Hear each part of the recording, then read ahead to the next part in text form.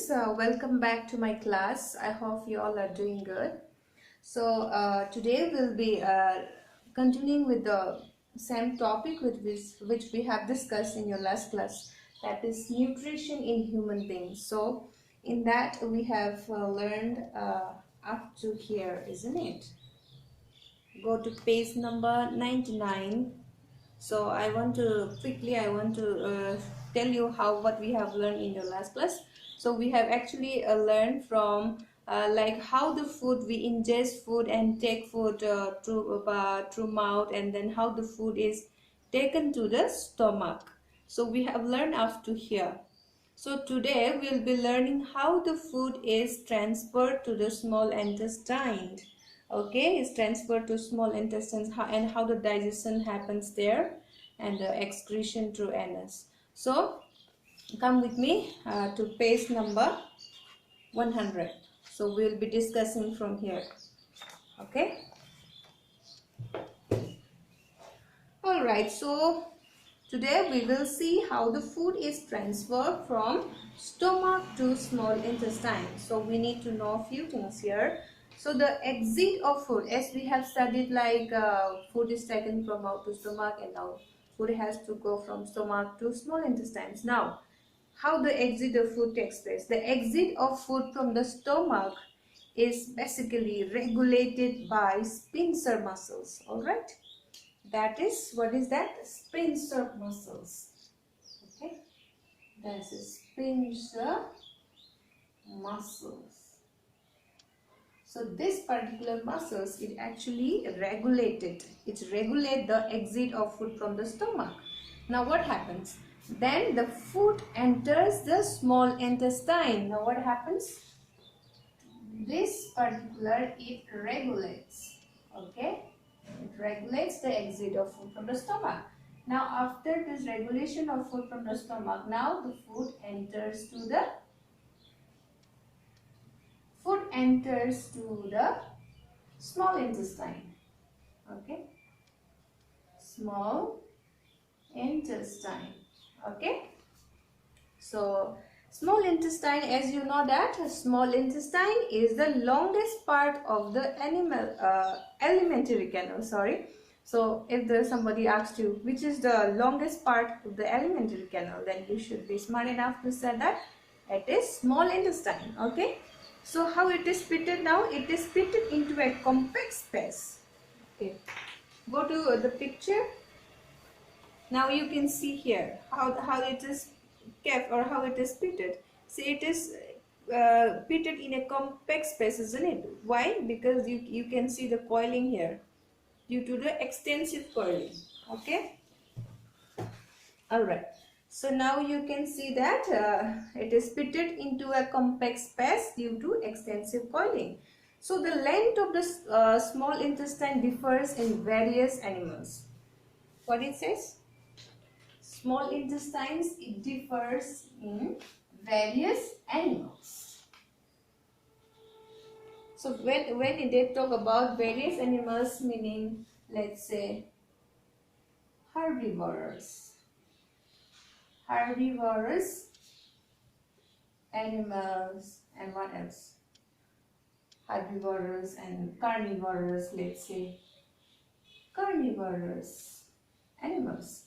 So they have this different types of animals. They may have the different length of small intestine. Okay, so depend on the food they eat. So herbivorous animals. So basically these herbivorous animals, they eat grass, isn't it? So since they eat grass, they need a longer small intestines. Why? Because to allow the cellulose to be digested. And what next? That is, let's say, carnivorous animals. They eat meat, right? So this meat, it takes a little easier to digest than the grass. So that's why carnivorous, for example, like tigers, have a shorter small intestine. Okay. Now this small intestine is the site for the complete digestion of carbohydrates, proteins and fats. It is the site for complete digestion complete digestion of carbohydrates. What else? Here it says carbohydrates, proteins and fats. Okay. This is the site for the complete digestion of carbohydrates, proteins and fats. Okay. So for this complete digestion of protein, fats and carbohydrates, they receive the secretions from the liver and pancreas. Okay. So now the food coming from the stomach is it acidic or something else? So it is definitely is acidic, because we have already studied this in your last class. So now it has to be made alkaline. For what? For the pancreatic enzymes to act on this. So now let's see who will make this alkaline, acidic to alkaline. The food coming from stomach is acidic. So now this acidic need to be made alkaline. Now who will act on this? Let's see.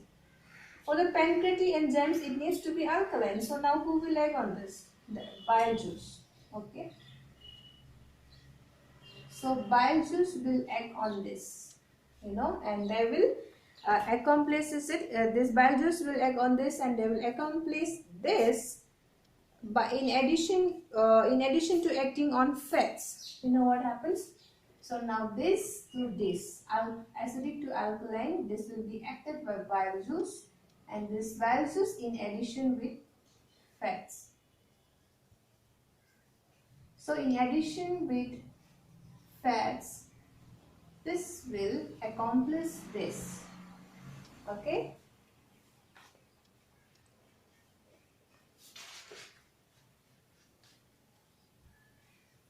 Now let's see what is that. So now they're talking about fats. Now fats are present in the intestine in the form of large globules. So now let's say this is a large globules. Okay. Globules. So what is that? Fats. Fats is present in the intestines in the large globules. Okay. So make difficult for enzyme to act on them, since they are present in the form of large globules in the intestines. Now it makes difficult for enzymes to act on them. Okay. So now who will break down this? Now who will break down this into small? Now let's see who will break this. There's also bile salts, break them down into smaller globules. This one, who will break this globules? That is bile salts. So bile salts will break them down, these large globules, into small globules. So, and this breakdown of this large globules to smaller, it will help increase efficiency of enzyme actions. Definitely this particular action is benefit for the enzymes.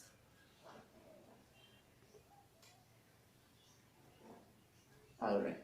So the pancreas secretes pancreatic juice, which contains enzymes like trypsin and lipase. So now pancreas, what they secretes? They secretes pancreatic juice. And what does it contains? Which contains enzymes like trypsin and lipase. That is trypsin and lipase. What this contains? This is pancreatic. Okay, pancreatic secretes pancreatic juice. Pancreatic juice में क्या होता है? What happens? It contains enzymes like trypsin and lipase. Okay. So now let's see trypsin. Why do we use this trypsin enzymes? This is used for digesting proteins, isn't it? This is used for digesting proteins, and the lipase for breaking down. This is for breaking down. What does it break down? Let's see. This is emulsified fats. Okay. Emulsified fats. Breaking down of emulsified fats. This is for digesting proteins. Okay. So the walls of the small intestines contains glands which secrete intestinal juice. Now the walls. Suppose let's take this is the intestine. In this walls of this small intestine, what does it contains? It contains glands, and this gland secretes intestinal juice. Okay.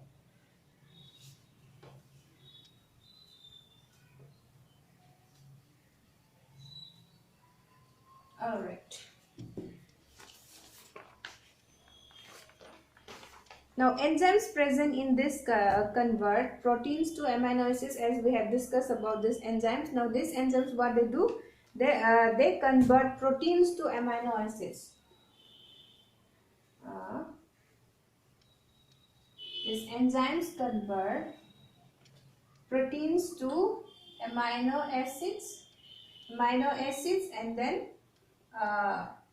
proteins to amino acids, and let's see, complex carbohydrates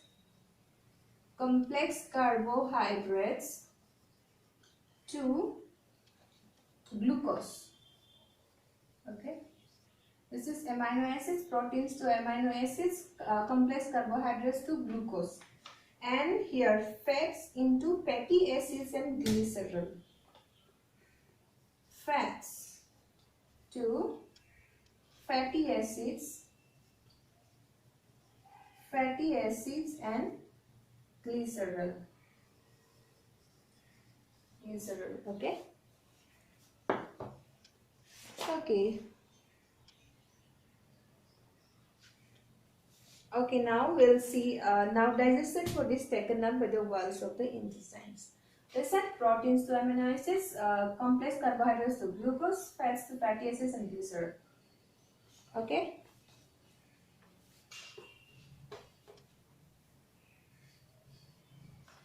Alright, now we'll see, okay, now digested food is taken up by the walls of the intestines. Now since the enzymes has broken down these proteins into these complex carbohydrates into glucose, fats into fatty acids and glycerol. Now what happens? The digested food is taken up by the walls of the intestines. Suppose this is the intestine. They have walls. What they do? They used to take up the digested food, okay, into the walls of the intestines. Now let's talk about villi. Something called villi. Okay. This is something called villi. What is villi? So inner lining of the small intestines, inner lining of the small intestines, there has numerous finger-like projections called villi.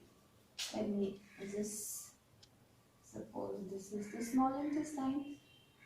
They have inner lining. They have something like this, finger-like projections. Finger-like projections. They have numerous finger-like projections called villi. Now this villi, what is the function of villi here? They increase the surface area for absorption. What this villi does? Increase the surface area for absorption. Okay. Increase the surface area for absorptions. Now they are richly supplied with blood vessels. So what it said? They are richly supplied with blood vessels. Okay. They take the absorbed food to each and every cell of the body. Now the absorbed food, they will take it to each and every cell of the body. Now absorbed food is utilized for what? We use it for many reasons. Here it says for obtaining energy, building up new tissues, and for the repairment of all tissues. And what happened next? The unabsorbed food is then sent to the large intestine. We also have large intestines, isn't it? So the unabsorbed, which is not absorbed, let's say water from the food. Okay, the unabsorbed food is sent to the large The large intestines, basically they absorb the water. Okay, the unabsorbed food is sent to the large intestines. So what happens? The rest of the material is removed from the body via the anus. Okay, so and now what happens then? And this exit of waste materials is regulated by the anal sphincter. Quite similar. The first one was also, what was that? That was also regulated by sphincter muscles, and the ending part also, the exit of waste materials is also regulated by the anal sphincters. Alright, so next we'll be learning about respirations. Thank you.